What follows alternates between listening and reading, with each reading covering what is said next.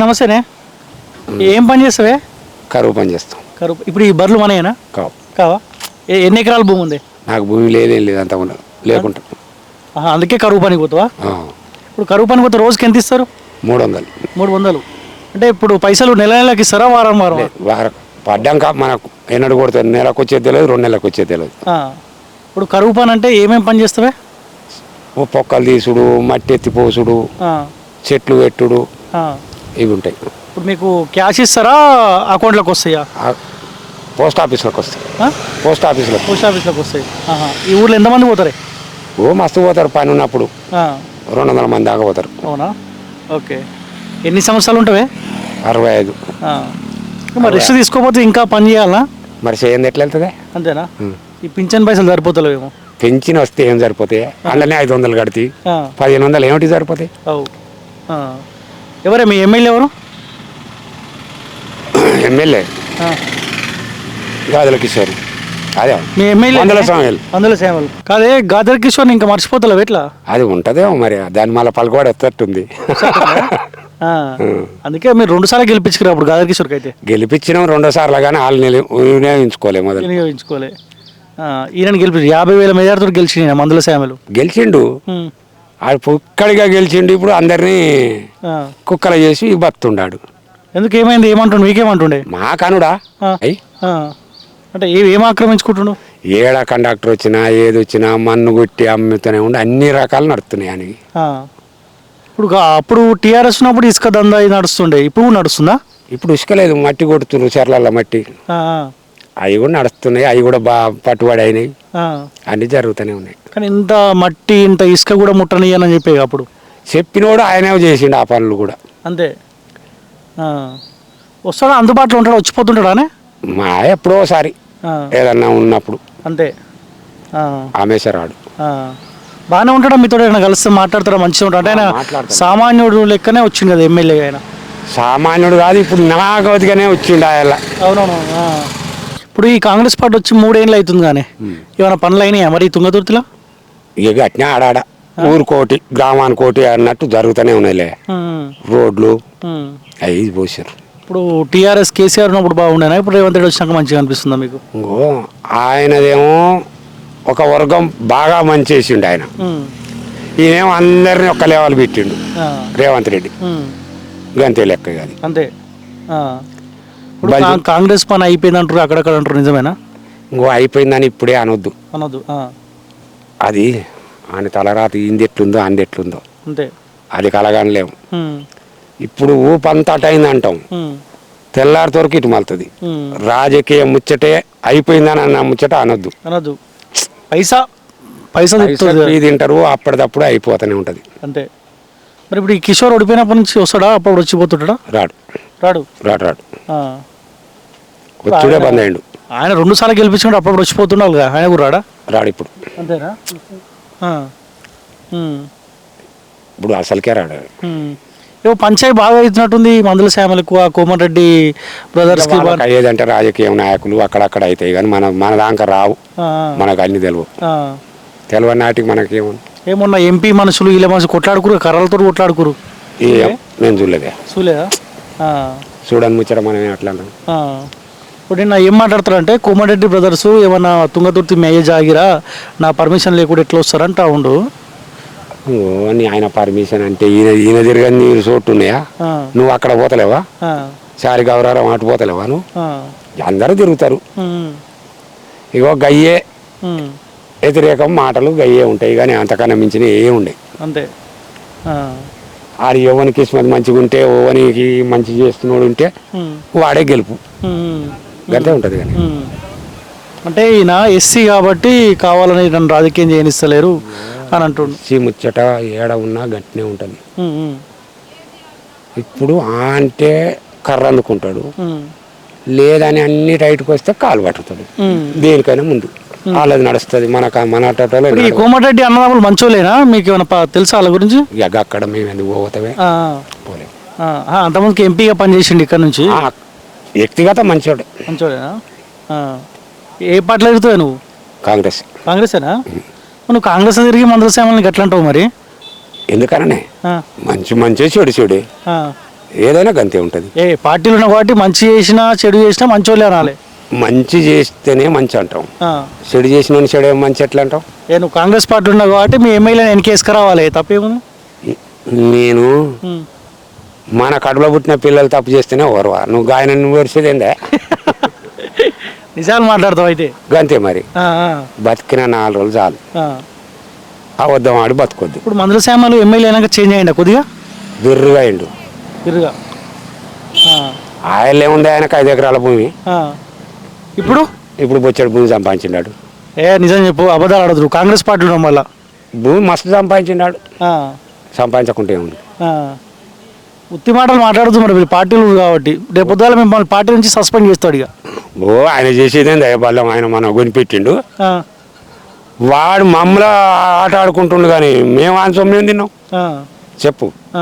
ఇప్పుడు ఏమంటారు అంటే మా కాంగ్రెస్ పార్టీ నుండి నా మీద ఎట్లా మాట్లాడతావు అని చెప్పి నేను పార్టీని సస్పెండ్ చేసిన అనుకో, మళ్ళీ ఏ పార్టీలో పోతావు?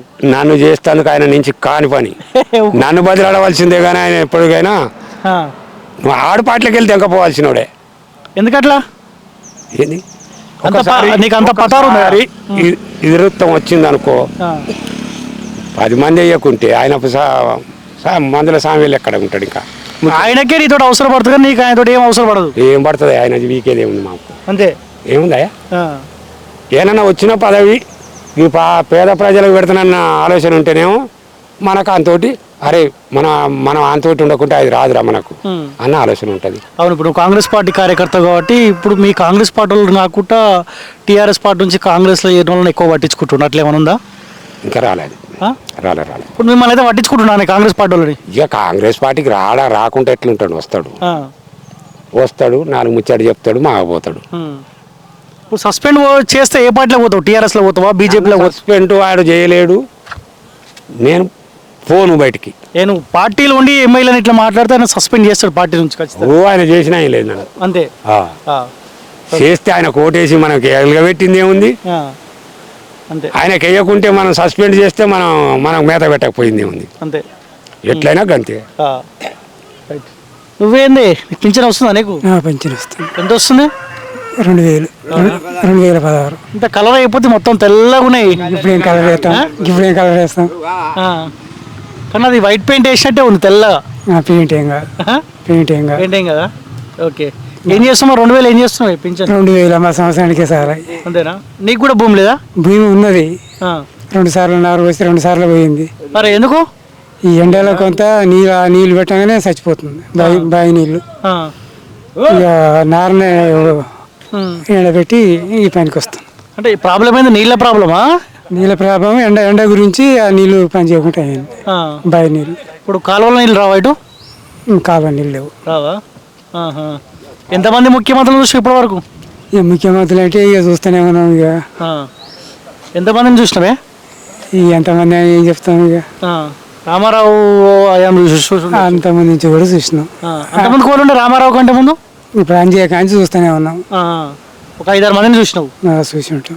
ఎవరు నీకు మంచిగా అనిపించింది ముఖ్యమంత్రులు? ముఖ్యమంత్రి రామారావు బెస్ట్. రామారావు బెస్ట్.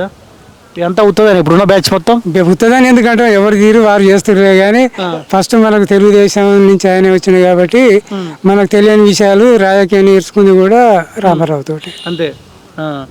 ఎవరు మీ మందుల శ్యామలు కదా ఎమ్మెల్యే? మందుల శ్యామలు. అంతమందికి ఎట్లుండే ఇప్పుడు ఎట్లుండే ఎమ్మెల్యే అయినాక ఏమైనా చేంజ్ అయ్యిందా? ఇక చేంజ్ అంటే ఎట్లా ఉన్నా అధికారం ఉన్న దానికి అధికారం లేని దానికి తేడా ఉంటుంది. కొంత మారిందా? ఇక మారేడంటే ఇక మారకుంటే ఎట్లా ఉంటాం? అంతకుముందు కూడా ఉన్నది. ఆయన డిమాండ్ ఏంటంటే టీఆర్ఎస్కి పనిచేసినాం, స్వాతంత్రం తెచ్చినాము, తెలంగాణ తెచ్చినాం అనేది డిమాండ్ ఒకటి. దాంతో టికెట్ వచ్చింది. కిషోర్ మీద విరక్తితోటి ఈయనకు ఓట్లు పడ్డాయి. ఈయన కాక ఇంకెవరు నిలబెట్టినా కానీ గెలిచేవాడే. అంతే. అంతే. ఇప్పుడు ఈయన మీద ఉన్న ప్రేమతోటి ఏమీ వేసింది ఏం లేదు, కాంగ్రెస్ మీద ప్రేమతోటి వేసింది కూడా ఏం లేదు, వాళ్ళ మీద విరక్తితోటి వీళ్ళకు. అంతే. ఏంది గొడవలు అవుతున్నాయంట కోమారెడ్డి అన్నదమ్ములకు ఈయనకు ప్రెస్ మీట్ పెట్టి బాగానే తిట్టుకుంటారు. అంటే ఇవి ఇంతకుముందు ఇది అయింది కదా, ఏది మన శ్యామల కిరణ్ కుమార్ రెడ్డి, ఏది మన ఆరోపణల దగ్గర కొట్టుకుని కార్యకర్తలు. దాంతో కొంచెం ఈయనకు ఇమేజ్ పెరిగింది. సరే ఎట్లా పెరిగింది అనేది కాదు కానీ ఏదో రకంగా మేనేజ్ చేసి అయిపోయింది. అది దాని దృష్టిలో పెట్టుకొని మాకు చెల్లుబాటు అంటే మేము కూడా వేస్తేనే మాకు చెల్లుబాటు అవుతుంది అనే ఉద్దేశంతో కొద్ది ధీమా ఉండొచ్చు. కరెక్ట్ అని అంటలేను కానీ ఒకవేళ లాస్ట్కి వచ్చేసరికి సంఘాలు కూడా ఒప్పుకోవు కదా, ఒక లేక మన ఎస్సీ క్యాండిడేట్ ఇట్లా అంటాం అనేది ఆ ధీమతోటి వీళ్ళని వ్యతిరేకించవచ్చు. మొన్నటిదాకా ఆ గెలవటానికి వాళ్ళే కారణం. అన్ని రకాలను కూడా వాళ్ళు సహకరించారు. మరి వాళ్ళని కాదంటుండే ఆయన దురదృష్టం. ఇప్పుడు ఏమంటున్నంటే నాకు తుంగతుర్తి ప్రజలు వాళ్ళ ఆశీర్వాదం ఉంది కాబట్టి ప్రేమతోటి సామలన్న అని నాకు ఓటేసి గెలిపించారు, మీరంతా ఉత్తదే అంటుండు. ఆనాడేమో టికెట్ కోసం వాళ్ళ దగ్గర పోయిండంట.